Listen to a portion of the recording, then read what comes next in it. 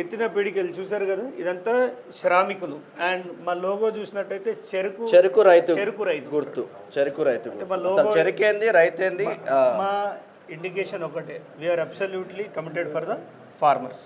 Yes, farmers కోసం ఏర్పాటు చేసిన ఒకే ఒక పార్టీ బీసీవై పార్టీ.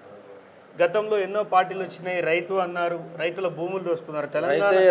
తెలంగాణలో గతంలో 20 ఏళ్ల కిందట రైతులకు ఉన్న భూములు ఏవి కూడా ప్రస్తుతం రైతులకు భూములు లేవు.